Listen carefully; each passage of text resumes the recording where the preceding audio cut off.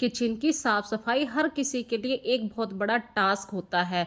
और जो new beginner होते हैं या अभी अभी अपनी गृहस्थी में पैर रख रहे हैं, अपनी गृहस्थी को संभाल रहे हैं, उनके लिए तो किचन को साफ करना बहुत बड़ा पहाड़ जैसा काम हो गया। जैसे कि बर्तन धोने के लिए उन्हें बहुत सोचना पड़ता है। हम रोज किचन को साफ करते हैं फिर भी किचन गंदा हो जाता है। कितना भी ऑर्गेनाइज कर लीजिए, सब सामान काउंटर टॉप पे आ जाता है। यदि हम अपने किचन को टाइम ना दे पाएँ तो कुछ हमारी किचन की हालत ऐसी हो जाती है जैसे यहाँ पे कोई खेल के गया है।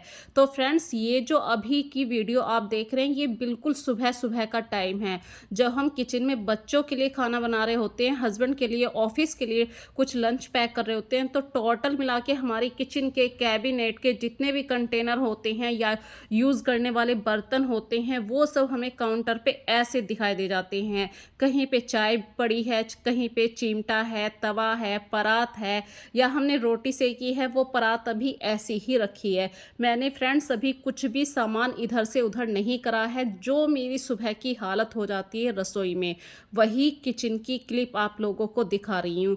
तो इस किचन को देख के हर किसी को डर लगता है, पर आज मैंने आप लोगों को ज़रूरी इस तरीके से दिखाया है, वरना अदरवाइज़ तो मैं इसे कम ही फैलने देती हूँ। जैसे ही सामान आया तुरंत उसे ऑर्गेनाइज़ कर देती हूँ। पर कभी कभी देख के डर लगता है कि हम अपनी किचन को, इतनी फैली हुई किचन को कहाँ से शुरुआत करें। तो सबसे पहले मैं, जो सुबह का भी मैंने खाना बना दिया है, तो मैं उतना ही खाना बनाती हूँ। दोपहर के लिए मैंने अभी आटा लगा के रख दिया है। इससे क्या होगा, मेरा दोपहर का काम थोड़ा हल्का हो जाएगा। जब हम लंच बनाएंगे, बच्चे स्कूल से आएंगे, और फिर काम करती हूँ अपने किचन में जितने भी बड़े बड़े बर्तन हैं उनको संभालने की। और जो सब्जी आती है, जैसे कि भाई सब्जी का एक नियम नहीं है मेरे घर में, जब भी मन होता है या ज़रूरत होती है उसी के अकॉर्डिंग सब्जी आती है। तो आज मैंने सुबह सुबह सब्जी ली थी, तो जो ज़रूरत के अकॉर्डिंग सब्जी ली है, मैं अभी उसे ऑर्गेनाइज करके रखूँगी, वॉश करके रखूँगी। और जो आलू प्याज होते हैं उनको उनकी सही से एक पर्टिकुलर प्लेस है, वहाँ पे रख दूँगी। और किचन में सबसे बड़ा जो काम लगता है फ्रेंड्स, मुझे बर्तन धोने का नहीं लगता है। किचन में जो बर्तनों को सही से ऑर्गेनाइज करना होता है, बर्तनों को सुखाकर कपड़ा लगा के साफ करके रखना पड़ता है ना, वो मुझे थोड़ा सा बर्डन वाला काम लगता है। वरना अदरवाइज किचन में बर्तन तो मैं साफ कर देती हूँ। या फिर किचन गंदी हुई होती है, जैसे कि सिंक एरिया में बदबू खड़ी हो जाए, तो वहाँ मैं काम नहीं कर सकती हूँ। इसलिए किचन, देखिए सबके घर में किचन फैलते हैं, पर हमारी हमेशा ये कोशिश रहनी चाहिए, जैसे ही किचन हमारी फैल जाए उसे डेली साफ़ करना है। सुबह शाम 3 टाइम हम साफ़ करते हैं, तो इतना तो हम अपने सिंक को हमेशा साफ़ रखने की कोशिश कर ही सकते हैं। और फ्रेंड्स, ये जो अभी प्लास्टिक का येलो कलर का बर्तन देख रहे हैं, ये वो बर्तन है जिसके अंदर मैं अपनी सब्जी काटने के छिलके रखा करती हूँ, या चाय पत्ती को डाल के रख दिया करती हूँ, ताकि कल सुबह को गार्बेज वाले को दे सकूँ। तो इस प्लास्टिक के बर्तन को और इस प्लास्टिक की टंकी को साफ करना, ये मैं महीने भर की हालत दिखा रही हूँ। महीने भर में काई इस तरीके से हमारे यहाँ पे लग जाती है। तो जो हमारे पानी वाली टंकी होती है उसको साफ करना बहुत ज़रूरी है। तो यहाँ पे मैंने एक केमिकल का यूज़ किया है।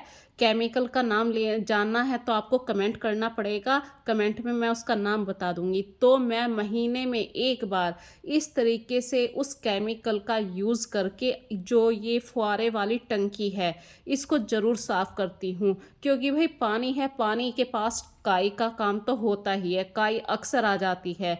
और जो ये सॉल्यूशन बच गया है इस प्लास्टिक के बर्तन में, तो इससे ही मैं अपना सिंक एरिया या टैप है ये सब साफ़ कर दूंगी। इससे क्या है, महीने में यदि आप इस तरीके से एक बार कर देते हैं, आपकी किचन की सिंक को कोई पहचान नहीं सकता है कि ये आज की सिंक लगी हुई है या 5-6 साल पुरानी सिंक है। तो देखिए फ्रेंड्स, फाइनली रिजल्ट ये है। जब ये फुहारे वाली टंकी बिल्कुल साफ़ हो गई तो इस तरीके से ये दिखाई दे रही है। और जब साफ़ किचन या साफ़ सिंक होती है तो हर काम को करने में मन लगता है। और बर्तनों को वॉश करने के बाद जो सब्जी आई थी, मैंने वो सब्जी भी साफ़ करके रख दी है। और जिस जगह पे मैं अपनी बर्तन साफ़ करने वाली साबुन रखती हूँ या पीताम्बरी है, जूना है, इन सब वाली ट्रे को भी मैं वीक में एक बार ज़रूर साफ़ करती हूँ। इस तरीके से यदि हम कुछ हैबिट्स को अपने अंदर इंक्लूड कर लेते हैं तो हमारी किचन भले ही कितनी भी फैल जाए, आपको बिल्कुल भी डर नहीं लगेगा। और ऐसा नहीं है सिर्फ किचन में रोटी बनती है, सब्जी बनती है, किचन में कितने सारे ऐसे काम होते हैं। जैसे कि अभी भाई खाना बना दिया तो आपका काम होता है कि गैस की जो एसेसरीज है उसे साफ़ कर दिया। अब आपने तो ये सोचा कि भाई खाना बन गया है, गैस साफ़ हो गई है, अब कुछ काम नहीं होने वाला। पर सही बताऊँ, किचन में फिर भी इतने अनकाउंटेबल काम होते हैं, जैसे कि घी बनाना है या दोपहर के लंच की प्रिपरेशन करना है। तो इसी टाइम देखिए मैंने पूरा गैस साफ़ कर दिया है। अभी मैं किचन में कम से कम 10-15 मिनट और रहने वाली हूँ, क्योंकि आज मेरी जो वीडियो का टॉपिक है वो यही है कि मैं अपनी किचन को कैसे साफ़ करती हूँ। तो इस समय जो सुबह का दूध आया हुआ था, वो दूध भी मैं अभी बॉयल होने के लिए रख दूंगी। इसमें दो फायदे होंगे, मैं किचन के अंदर जो काम कर रही हूँ वो काम भी हो जाएगा और मेरा एक पूरा अटेंशन दूध के ऊपर भी रहेगा कि दूध बॉयल होके बाहर ना आ जाए। अदरवाइज यदि हमने थोड़ी सी लापरवाही कर दी तो हमारा दूध बाहर आ जाएगा, दूध का वेस्टेज हुआ अलग से और हमारा काम फैल गया अलग से, यानी दो यहाँ पे डिसएडवांटेज हो जाएंगे। तो इससे तो बेस्ट है थोड़ा सा टाइम दे दो। और अपनी किचन में मैं एक बास्केट ऐसी ज़रूर रखा करती हूँ जिस सामान की मुझे सबसे ज़्यादा ज़रूरत होती है, जैसे सुबह शाम चकला है, बेलन है, चिमटा है, या एक मसालेदानी जिसके अंदर हमारे सारे स्पाइसेस रहते हैं, स्पाइस बॉक्स, उसको मैं हमेशा गैस के पास ही एक बास्केट में रखा करती हूँ। और फिर काम करती हूँ मैं, वो जो मेरी काउंटर पे सारा सामान बाहर आ गया है उसको सही से ऑर्गेनाइज करने के लिए, या फिर हमारी किचन में कुछ ना कुछ ऐसा डेली बेस पे कुछ ना कुछ सामान ख़त्म हो जाता है, उस सामान को बड़े कंटेनर से छोटे वाले कंटेनर में फिलअप करना है। और बहुत ध्यान से ये भी सोचना है कि हमारा क्या सामान ख़त्म हो गया है, तो उस सामान को एक आपको डायरी में नोट भी बना के रखना है, ताकि जब आप ग्रोसरी लेने के लिए जाएं तो आपको बिल्कुल माइंड पे ये ना सोचना पड़े कि ये सामान रखा है या नहीं रखा है। और जब आप अपनी हैबिट्स में हर डिब्बे के ऊपर, हर बर्तन के ऊपर कपड़ा लगा के रखने की हैबिट शामिल कर लेंगे तो आपकी फैली हुई किचन भी मिनटों में चकाचक होने लग जाएगी। तो एक और काम है यहाँ पे जो सबसे बड़ा काम लगा करता है मुझे, वो है कि दोपहर के खाने में क्या बनाऊँ। तो दोपहर के खाने की फ्रेंड्स मैंने पहले ही प्रिपरेशन कर ली थी। मुझे आज राजमा, छोले और थोड़े से मूंग दाल साबुत वाले, यहाँ पे मैं एक छोटी सी बात आप लोगों से शेयर करना चाहती हूँ। जो बच्चे कच्चे चने नहीं खाते हैं तो उनके छोलों के साथ ही आप एक मुट्ठी काले काबुली चने होते हैं वो डाल दीजिए, और मूंग की दाल भी। इससे क्या है, धीरे धीरे वो उस टेस्ट को पहचानने लग जाएंगे। और चने, मूंग की दाल, ये सब चाहे बॉईल करके खाइए या तड़का लगा के खाइए, हमेशा आपकी बॉडी के लिए बिल्कुल फ़ायदा ही देगा। इसी तरीके से जब दूध बॉईल होने वाला होता है, मैं 5 सेकंड के लिए वहाँ पे खड़ी हो जाती हूँ। यहाँ पे एक ट्रिक और बता रही हूँ, यदि आपके पास दूध पे रखने की एक छलनी आती है वो नहीं है तो आप चिमटा रख के उसके ऊपर कोई भी कपड़ा डाल दीजिए, ताकि दूध जल्द से जल्द ठंडा हो जाए।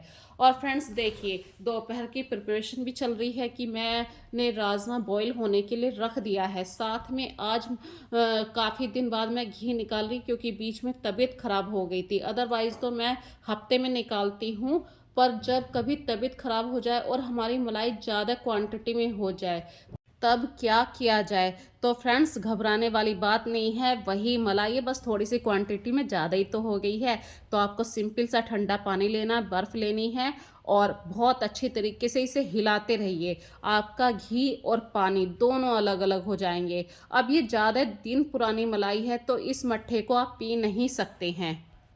तो ऐसी ही कुछ ट्रिक मैं आज आप लोगों के साथ शेयर कर रही हूँ। इस मट्ठे का क्या करा जाए। अब आप सोच रहे होंगे इस मट्ठे को मैं बर्तन के अंदर क्यों भर रही हूँ।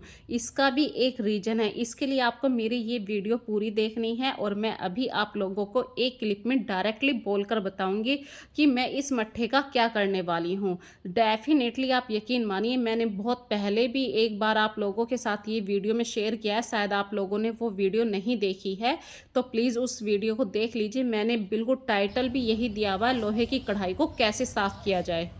ये जो मट्ठा मैंने इसके अंदर कढ़ाई में भरा है, तो इसका फ़ायदा देखिए। जैसे ही इस मट्ठे को 3-4 घंटे हो जाएंगे कढ़ाई में रखे हुए, इतनी देर में आप अपने घर के और काम निपटा सकते हैं। और ये बिल्कुल वेस्ट मट्ठा है भाई, इस ये 10-15 दिन की मलाई होती है, इसको मट्ठे को पी नहीं सकते हैं। तो इससे जब ये 3-4 घंटे हो जाए, इस मट्ठे को फेंक दीजिए और आपकी कढ़ाई बिल्कुल चकाचक हो जाएगी। अगर ये ट्रिक असरदार ना हो तो प्लीज़ मुझे कमेंट करके ज़रूर बताना। वैसे ये डेफिनेटली असरदार है, क्योंकि मैंने इसके ऊपर कई सारी वीडियो पहले भी बना चुकी हूँ और छोटे छोटे शॉर्ट डाल चुकी हूँ। यदि आपको वो शॉर्ट देखने तो मेरे चैनल पे जाके देख सकते हैं। तो फ्रेंड्स, इस तरीके से देखिए, एक रसोई में हम इतनी सारी चीज़ें निकाल सकते हैं घर को साफ करने के लिए। तो यहाँ पे वेस्ट मट्ठे से मैंने लोहे की कढ़ाई को कैसे साफ किया है। यहाँ पे इसको भी मैं हाथ से बिल्कुल साफ नहीं करूंगी, जो घी की स्टीम निकलेगी, स्टीम से ये सारा घी अपने आप भगोने के अंदर आ जाएगा। और इतनी देर में मैं अपने घर के और काम करूंगी, गैस को बिल्कुल लो कर दूंगी, तो हमारा घी भी बन गया, टाइम भी बच रहा है और एक पंथ दो काज हो रहे हैं। इस तरीके से हम अपनी रसोई में रह के बहुत सारा टाइम भी बचा सकते हैं। बहुत छोटे छोटे हैक आज आप लोगों के साथ शेयर करूंगी।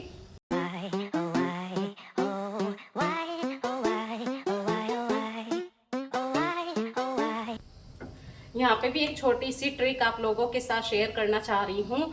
यदि आप रात में भूल गए हैं कि भाई छोले कैसे बनाएं, हम तो रात में भूल गए हैं, तो इसके लिए करना क्या है, जब आप छोलों को बॉईल करने के लिए रखें, आपको हर सीटी को भरवाना है, निकलवाना नहीं है कि सीटी लग रही है हमने 5-6 सीटियां लगवा दी हैं। इस तरीके से नहीं, आपको सिर्फ 4 सीटियां ही भरवा के रखनी है, बार बार भरवाना है। ये थोड़ा सा प्रोसीजर होता है कि सीटी बजने वाली है, आपको तुरंत गैस बंद करनी है।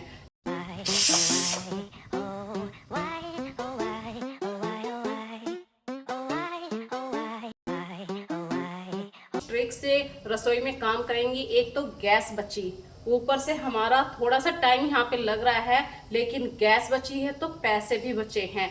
इस तरीके से ये ट्रिक आपको अच्छी लगी है तो मुझे कमेंट सेक्शन में ज़रूर बताइए। इसी तरीके से आज बहुत सारी बातें मैंने आप लोगों के साथ शेयर की हैं। जब भी आप बर्तनों को वॉश कर दें, आधा घंटा उन्हें सूखने दीजिए। सूखने के बाद आप सभी बर्तनों पे कपड़ा लगा के रखिए। पीतल के, तांबे के जो बर्तन होते हैं, इन पे निशान ज़रूर आते हैं, पानी की बूंद का भी निशान आता है। और जैसे ही मैं सुबह को बर्तन साफ़ करती हूँ, पूरी किचन को साफ़ कर लेती हूँ, उसी से मैं पूजा के शाम वाले बर्तन भी साफ़ कर लेती हूँ, ताकि शाम को जब मैं पूजा करने जाऊँ तो मुझे कोई ज़्यादा परेशानी ना हो। और फ्रेंड्स, यहाँ पे भी छोटी सी बात बताना चाह रही हूँ। एक हैक है, जो हमारे पास प्लास्टिक के छोटे छोटे से कंटेनर खाली हो जाते हैं, जैसे कि बाहर से सब्जी आई है, इस तरीके के मतलब खाली कंटेनर होते हैं, तो इनको फेंकिए मत। इनके अंदर आप नींबू भर सकते हैं, मिर्ची है, धनिया है, बहुत सारे स्टोरेज के रूप में आप इन्हें फ्रिज के अंदर रख सकते हैं, तो पैसे भी बचे और हमारी फ्रिज के अंदर जो सब्जी है वो भी अच्छी तरीके से स्टोरेज हो गई है। तो फ्रेंड्स, आज की वीडियो आप लोगों को कैसी लगी मुझे कमेंट सेक्शन में ज़रूर बताना। और जब हमारी किचन साफ़ हो जाती है, उस किचन का एक अलग ही रूप निकल के आता है। तो अब से कभी भी किचन यदि फैल जाए या आपको लगे किचन को डीप क्लीनिंग की ज़रूरत है, तो बिल्कुल भी सोचिए मत। बस एक दिन थोड़ा सा आपको टास्क लेना है, अदरवाइज़ दूसरे और जो काम होते हैं उन्हें थोड़ा हल्का रखिए और पूरा फोकस कर दीजिए उस किचन के ऊपर। आपकी किचन ऐसे चमचमा उठेगी। तो फ्रेंड्स, आज की वीडियो आप लोगों को कैसी लगी ज़रूर बताइए। फिर मिलेंगे एक नई वीडियो में नए कॉन्सेप्ट के साथ। तब तक के लिए इस वीडियो को देखिए और अपना सपोर्ट ज़रूर दीजिए। So take care friends, bye bye.